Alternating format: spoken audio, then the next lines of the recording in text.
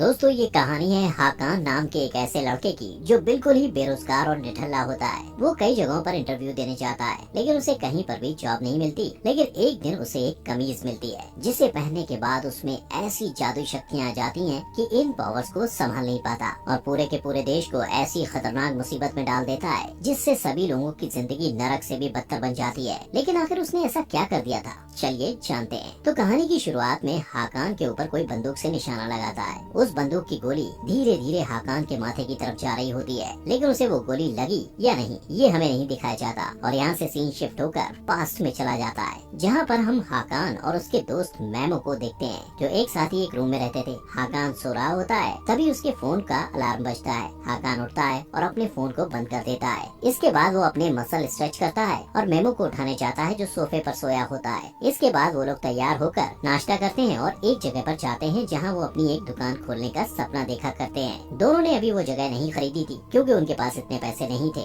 हाकान और मेमो उस दुकान के कांच के अंदर से झांकते हैं और बातें करते हैं कि वो अपने दुकान को कैसे डेकोरेट करेंगे। उसी वक्त मेमो देखता है कि उनके फ्यूचर की दुकान एक अरबपति बिजनेसमैन फैसल एडम की कंपनी कैवडेन होल्डिंग के ठीक बगल में है। इसके बाद हाकान अपने पिता नेसेट कोलमार्क से मिलने के लिए जाता है। रास्ते में उसकी मुलाकात अपने पड़ोसियों और दोस्तों से भी होती है। वो सड़क के किनारे के बाजार में भागते हुए दिखता है और कई बाजारों, सड़कों और कोनों की दुकानों से होते हुए गुजरता है। इस बीच रास्ते में उसे एक औरत मिलती है जिसका नाम टर्कॉन था। वो लोगों का भविष्य बताती है और हरकान से कहती है कि जल्द ही उसका भविष्य बदलने वाला है, जहाँ वो कुछ बड़ा और कुछ अलग करने वाला है। लेकिन हाकान वहाँ से चला जाता है क्योंकि उसे किस्मत की बातों पर यकीन नहीं होता। हाकान अपने पिता के पास पहुँचता है। यहाँ उसे पता चलता है कि हाकान अनाथ है और नेसेट हाकान के पिता नहीं है, उन्होंने उसे गोद लिया था। हाकान अपने पिता से मिलता है जो 600 साल पुरानी दुकान के मालिक थे और वो कुछ पुरानी और हाथों से बनी चीजें बेचते हैं। हाकान अपने पिता को अपनी एक दुकान खोलने के प्लान के बारे में बताता है, लेकिन नेसेट उसका मजाक उड़ाते हैं और उसके पहले के कामों के बारे में बताते हैं जो नाकामयाब हो चुके थे। हाकान उन्हें ये कहकर मनाने की कोशिश करता है कि उसकी दुकान बिल्कुल नई है और बहुत अच्छी जगह पर है, लेकिन नेसेट उसे नजरअंदाज कर देते हैं और उसे एक लड़की को कारपेट देकर आने के लिए कहते हैं जो वहाँ घूमने आई थी और उसने एक दिन पहले उस कारपेट का ऑर्डर किया था।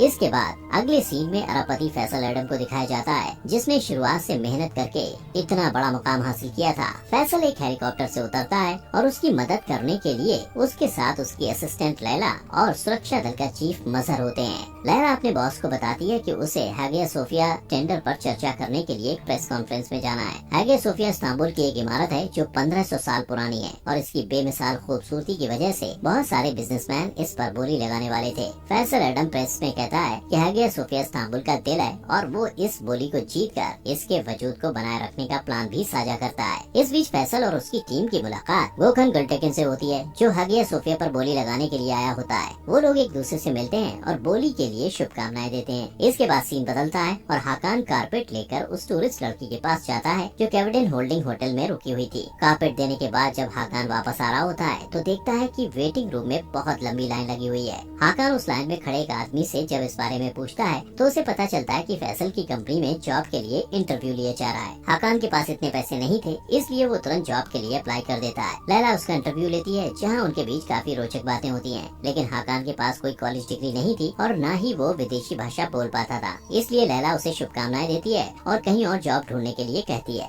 ये सुनकर हाकान वहाँ से चला जाता है। जब वो वापस जा रहा होता है तो देखता है कि एक छोटी सी बच्ची के ऊपर एक झूमर गिरने वाला है। वो तुरंत दौड़ते हुए उसके पास जाता है और उसे बचा लेता है। फैसल और मजहर उसकी इस बहादुरी के काम को देख लेते हैं। इसके बाद हाकान फिर से अपने पिता को दुकान खोलने के लिए मना रहा होता है और तभी उनकी दुकान पर सुजैन नाम की एक लड़की आती है जो तुर्की की जादुई शर्ट ढूंढ रही होती है जो बहुत मुश्किल से मिलती है। सुजैन कहती है कि वो शर्ट उसके खास क्लाइंट के लिए है और इस शर्ट के लिए वो मोटी रकम भी दे सकती है। मिस्टर कोलमार्क उससे झूठ कहते हैं कि वो शर्ट उनके पास नहीं है जबकि वो उनके तहखाने में रखी होती है। हाकान उनसे कहता है कि वो उस शर्ट को बेच दें, लेकिन वो हाकान की बात नहीं सुनते। इसके बाद मेमो वहाँ आता है और हाकान को बताता है कि उन्हें उनके घर से बाहर निकाल दिया गया है क्योंकि उन लोगों ने घर का किराया नहीं दिया था। यहाँ हाकान को पता चलता है कि उसने जो पैसे घर के किराए के लिए टेबल पर रखे थे मेमो उसे जुए में हार गया। दूसरी तरफ गोखन गुल्टेकिन मजहर को अपनी कार में लेकर एक गुप्त जगह पर जाता है और वहाँ उसे फैसल को नीलामी से बाहर करने के लिए घूस देने की कोशिश करता है, लेकिन मजहर अपने बॉस के दुश्मन को वहीं मार देता है। दूसरी तरफ हाकान और मेमो का बिजनेस ठप पड़ने की वजह से उनका दिवालिया हो गया था, इसलिए दोनों मिस्टर कोलमार्क के तहखाने में उस शर्ट को चुराकर सुजैन को बेचने का फैसला करते हैं। शर्ट चोरी करने के बाद वो दोनों सुजैन से मिलने के लिए एक रेस्टोरेंट में जाते हैं और उसकी कीमत की बात करते हैं। सुजैन उन्हें बताती है कि इस शर्ट की कीमत लाखों में है और वो इस शर्ट को अपने क्लाइंट की तरफ से खरीद रही है, जो कोई और नहीं मजहर है। लेकिन तभी हाकान के पिता मिस्टर कोर्माक वहाँ आ जाते हैं और हाकान से वो शर्ट लेकर कहते हैं कि ये शर्ट बेचने के लिए नहीं है। उसी वक्त मजहर अपने साथियों के साथ वहाँ हमला कर देता है और गोलियां चलाने लगता है, जिससे मिस्टर कोर्माक को गोलियां लग जाती हैं। हाकान उन्हें हॉस्पिटल ले जाने की कोशिश करता है, लेकिन मिस्टर कोर्माक उसे अपने दोस्त के फार्मेसी चलने को कहते हैं। फार्मेसी जाने के बाद हाकान अपने पिता के दोस्त कमाल और उनकी बेटी जैनब से मिलता है। कमाल मिस्टर कोर्माक को इलाज के लिए लेकर जाता है और जैनब हाकान को संभालने की कोशिश करती है। दूसरी तरफ मेमो को मजहर का एक साथी टेकन पकड़ लेता है। टेकन और उसके साथी हाकान और उस शर्ट का पता लगाने के लिए मेमो को टॉर्चर करते हैं। दूसरी तरफ जैनब हाकान को एक गुप्त जगह पर लेकर जाती है, जहाँ कमाल मिस्टर कोर्माक का इलाज कर रहा होता है। हाकान कमाल पर गुस्सा हो जाता है क्योंकि वो उसके पिता को हॉस्पिटल लेकर नहीं गया था। मिस्टर कोर्माक कहते हैं कि अब बहुत देर हो चुकी है। वो हाकान को कमाल और जैनब के साथ रहने को कहते हैं क्योंकि वो लोग ही हाकान को सारी सच्चाई बता सकते हैं। वो हाकान को उन ताकत पर विश्वास करने को कहते हैं जो उसे किस्मत से मिली होती है। इतना कहने के बाद मिस्टर कोर्माक की मौत हो जाती है और हाकान सदमे में होता है। फिर कमाल और जैनब अपने बारे में बताते हुए कहते हैं कि वो लोग वफादार प्रोटेक्टर हैं, जिन्हें हाकान और उस शर्ट की हिफाजत करने की जिम्मेदारी मिली है। वो बताते हैं कि हाकान भी एक प्रोटेक्टर है, जिसका काम ऐसे लोगों को रोकना है जो कभी मर नहीं सकते हैं। ये वो बुराई है जो कभी भी किसी का रूप ले सकती है और इस्तांबुल के साथ पूरी दुनिया को बर्बाद करना चाहते हैं। इन्हें इमॉर्टल्स कहा जाता है। ये सब सुनकर हाकान को लगता है कि वो पागल हो जाएगा और उसे इन बातों पर विश्वास नहीं होता है। कमाल इस बात को साबित करने के लिए हाकान को वो शर्ट पहनने को कहता है। हाकान उसकी बात मानकर जैसे ही शर्ट पहनता है, वो शर्ट उसके शरीर का हिस्सा बन जाती है। साथ ही उसके सीने में प्रोटेक्टर का एक जादुई निशान बन जाता है। इसके बाद जैनब उसकी तरफ बंदूक से निशाना लगाती है और गोली चलाती है। ये वही सीन होता है जो इस एपिसोड की शुरुआत में दिखाया जाता है। बंदूक की गोली हाकान के माथे पर लगती है, लेकिन माथे से टकराकर उछल जाती है, जिससे साबित हो जाता है कि हाकान प्रोटेक्टर है। इसके बाद कमाल हाकान को उन इमॉर्टल और प्रोटेक्टर्स के बीच हुई लड़ाई के बारे में बताता है। इसके बाद प्रोटेक्टर मेहमद को दिखाया जाता है, जिसे 7 इमॉर्टल्स को खत्म करने के लिए भेजा गया है। एक दिन उसे इमॉर्टल को पहचानने और मारने का रास्ता मिल जाता है, जो बिल्कुल इंसानों की तरह दिखाई देते हैं। उसे 3 तरह की चीजें मिलती हैं जो इस लड़ाई में उसकी मदद कर सकती हैं। इसमें से पहली चीज एक जादुई अंगूठी होती है, जो तब चमकने लगती है जब कोई इमॉर्टल इसके आसपास होता है। दूसरी चीज कटार होती है, जो इमॉर्टल को मार सकती है। और तीसरी चीज एक कवच होता है, जो तपस्या से मिला होता है। मेहमद ने हाकान के पूर्वज को उसकी स्किल्स, ताकत और साफ दिल जैसी खूबियों की वजह से इमॉर्टल और प्रोटेक्टर के बीच की इस लड़ाई को लीड करने के लिए प्रोटेक्टर के रूप में चुना होता है। ये सब सुनते हुए हाकान की तबीयत खराब होने लगती है, क्योंकि शर्ट की वजह से वो शारीरिक और मानसिक रूप से बैलेंस नहीं कर पाता है। हाकान को इन सब बातों पर अभी भी यकीन नहीं होता और वो सोचता है कि कमाल और उसकी बेटी ने उसे किसी तरह का नशा दिया है। दूसरी तरफ टेकन और उसके साथी मेमो से हाकान और उस शर्ट के बारे में पता लगाने की कोशिश करते हैं। इधर कमाल और जैनब के यहाँ कमाल हाकान को लेकर परेशान होता है और कहता है कि हाकान बिल्कुल भी ट्रेन नहीं है और इमॉर्टल लड़ने के लिए तैयार नहीं है, इसलिए वो हाकान को लड़ाई के लिए तैयार करने का फैसला लेता है। इस बीच हाकान उस जगह से भाग जाता है और वापस अपने अपार्टमेंट में आ जाता है, जहाँ उसे पता चलता है कि टेकन उसका पता लगाने के लिए आस पड़ोस में पूछताछ कर रहा है। वो घबरा जाता है और अपने कमरे में ये सोचकर जाता है कि मेमो वहाँ होगा, लेकिन उसे मेमो नहीं मिलता। उसी वक्त उसकी नजर एक अजीब से डिब्बे पर पड़ती है, जिसमें एक बंदूक के साथ एक तस्वीर होती है, जो 1989 के समय की ली गई थी। उस तस्वीर में कमाल, नेसेट और मुराद नाम का एक आदमी था। इस बीच जैनब हाकान को ढूंढते हुए वहाँ आती है और वो लोग बात कर रहे होते हैं। तभी टेकन हाकान को मेमो के फोन से मैसेज करता है और उसे सुल्तान अहमद स्क्वायर मिलने के लिए बुलाता है। हाकान को लगता है कि मेमो ने उसे मिलने बुलाया है, इसलिए वो जैनब के साथ उससे मिलने के लिए चला जाता है। दूसरी तरफ कमाल सुजैन से मिलने के लिए आता है, ताकि वो पता कर सके कि उसे वो शर्ट किसके लिए चाहिए थी। उसे लगता है कि सुजैन के जरिए वो इमॉर्टल का पता लगा सकता है, लेकिन तब तक बहुत देर हो चुकी होती है, क्योंकि मजहर ने आम आदमी बन के सुजैन को मार दिया था, क्योंकि उसे डर था सुजैन उसकी पहचान लोगों के सामने ला सकती है। दूसरी तरफ टेकन मेमो के जरिए हाकान को स्क्वायर तक लाने में कामयाब हो जाता है और मेमो को वहाँ चारे के रूप में इस्तेमाल करता है। जब हाकान मेमो को देखता है तब उसके पास जाने की कोशिश करता है, लेकिन तभी टेकन अपनी छुपी हुई जगह से हाकान के ऊपर 4 गोलियां चलाता है। लेकिन वो ये देखकर हैरान हो जाता है कि गोलियों से हाकान नहीं मरता। जैनब उसकी मदद करने के लिए आती है, क्योंकि लगातार गोलियां चलने की वजह से वो कमजोर हो जाता है। टेकन ये सारी बात अपने बॉस मजहर को बताता है, जो ये सब सुनकर बिल्कुल खुश नहीं होता।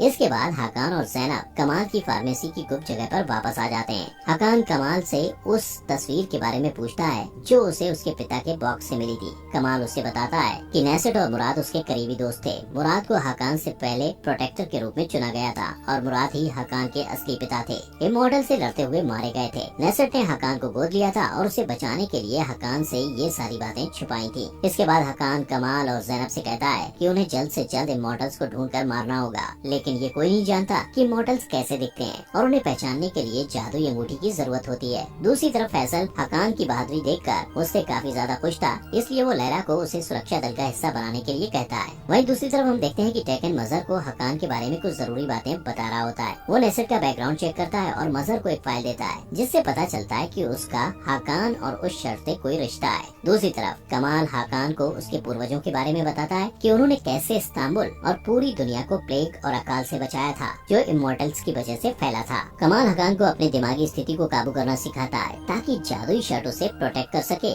वो हकान के हाथों में गर्म पत्थर का टुकड़ा रख देता है जिससे हकान ज्यादा से ज्यादा दर्द बर्दाश्त करना सीख सके और वो इमॉर्टल्स का सामना कर पाए। वो उसे लड़ना सिखाता है। इसके बाद कमाल हकान और ज़ैनब को बड़े वफादार से मिलने के लिए कहता है जिसके पास जादुई अंगूठी होती है। वो कहता है इमॉर्टल उस अंगूठी को पाने के लिए कभी भी उनके पीछे आ सकते हैं, इसलिए ये देखना जरूरी है कि अंगूठी सही हाथों में है। प्रोटेक्टर को इमॉर्टल्स का पता लगाने और उन्हें खत्म करने के लिए तीनों जादुई चीजों की जरूरत होती है, जिसमें से जादुई शर्ट हकान के पास होती है और जादुई अंगूठी बड़े वफादार के पास होती है। लेकिन सभी वफादारों के पास अलग अलग जादुई चीजें हैं, इसलिए उन चीजों को प्रोटेक्ट करने के लिए उनका उसूल होता है कि वो एक दूसरे से बात नहीं कर सकते। जब हकान और ज़ैनब बड़े वफादार से मिलने जाते हैं तो कमाल सूजन की मौत का पता लगाने के लिए हॉस्पिटल जाता है और वहाँ के एक कर्मचारी से बरामदे का सीसीटीवी फुटेज मांगता है। दूसरी तरफ मजहर फैसल से इस बात को लेकर नाराज होता है कि वो बिना उसकी सलाह के नए सुरक्षा कर्मी को काम पर रखने की कोशिश कर रहा है। फैसल उसे यकीन दिलाता है कि वो उसकी जगह कभी भी नए सुरक्षा कर्मी मतलब हकान को नहीं देगा।